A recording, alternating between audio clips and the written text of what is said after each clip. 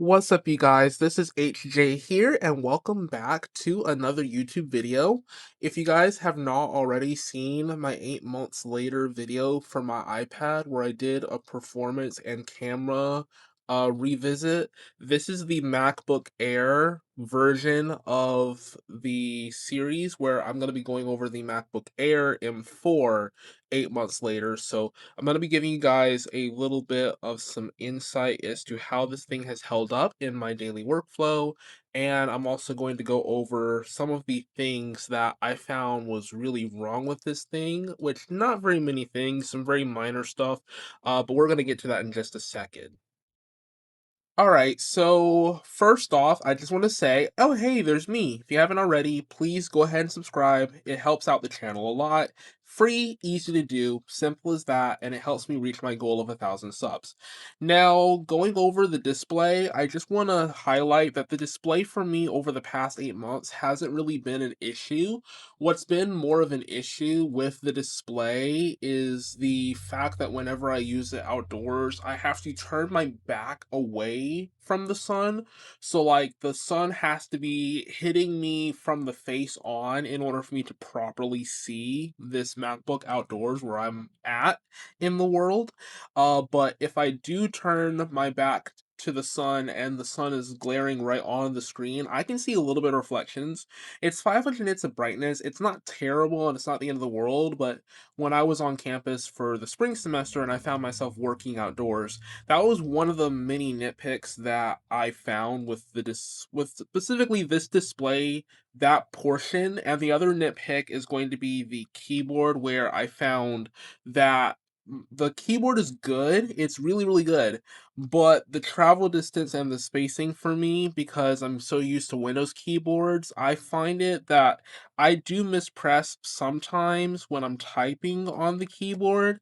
It sounds really good and it's a really, really fantastic keyboard. It just I don't really find myself used to the placement just yet, but that's very subjective.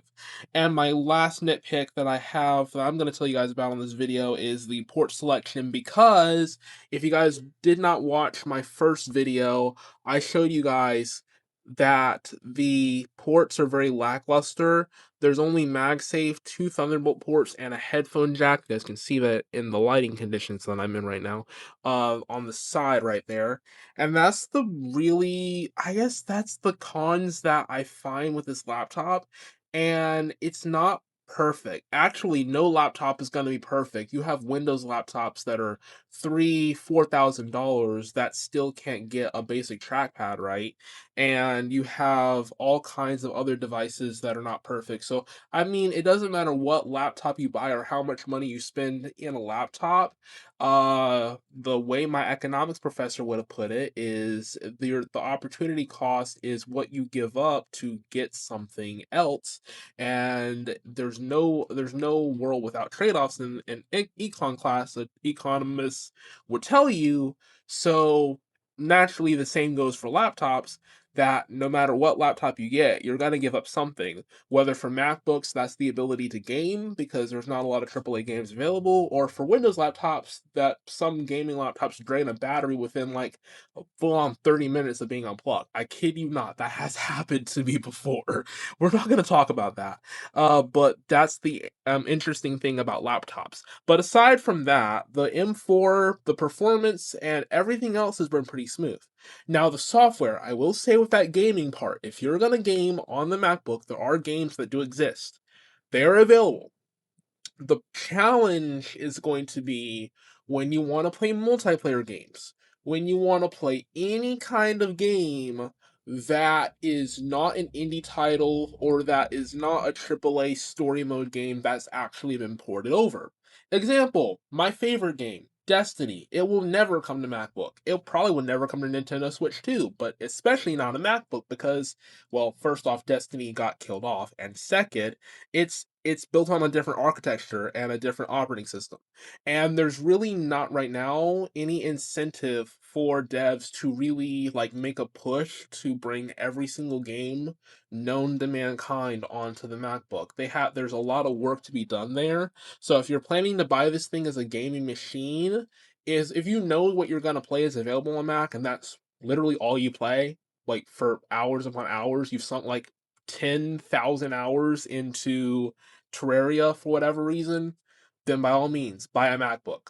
But if you're gonna play any kind of multiplayer game that is specifically Windows heavy, or even Call of Duty Black Ops 3, there are some Call of Duties that are available on Mac, and you can't even find a multiplayer lobby because they intentionally separated the lobbies from Windows just because you're on a Mac.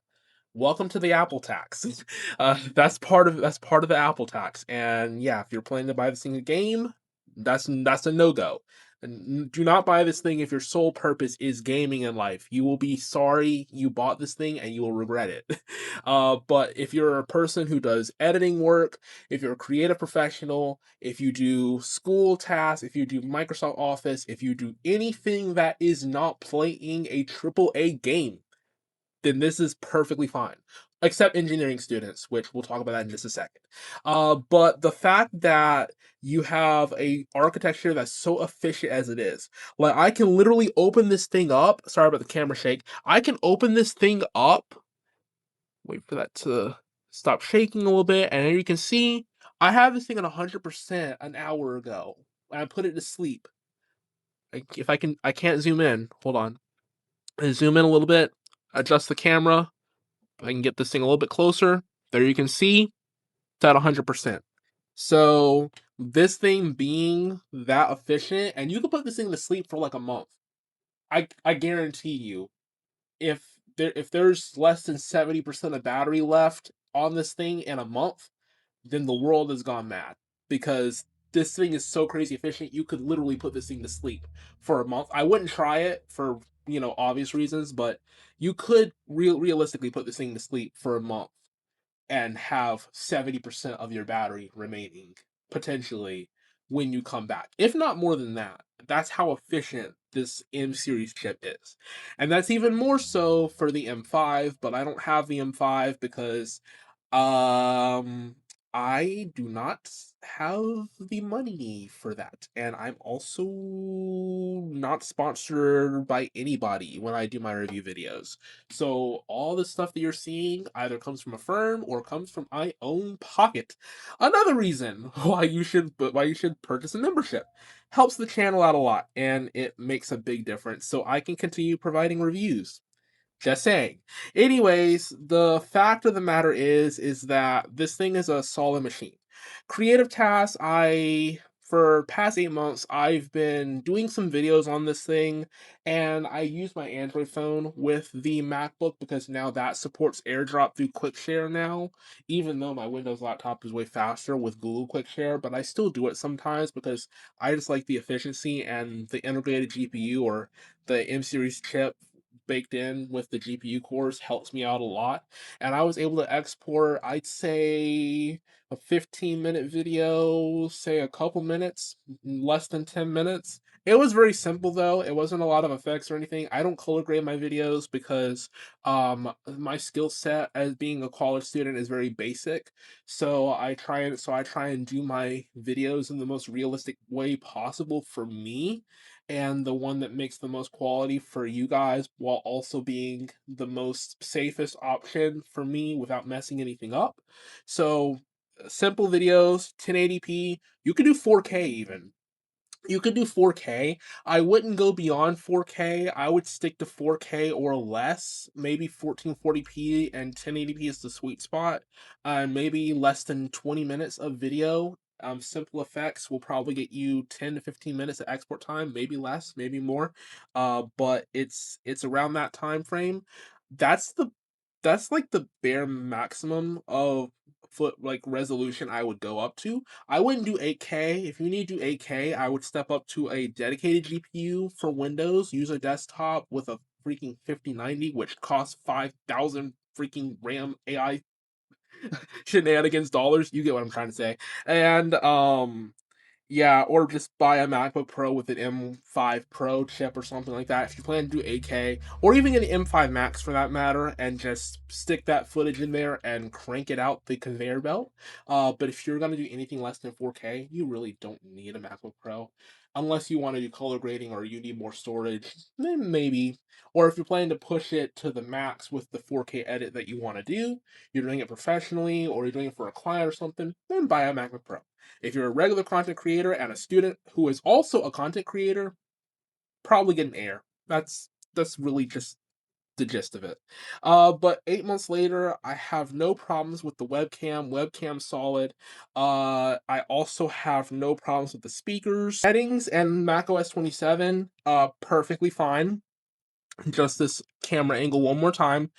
Siri AI, I only used it like 3 times in the past like month. I I do use AI for some things, but I don't like using it for others. So it really just depends on what you want to use your AI for. But anytime you want to pull up Siri AI, it's there for you.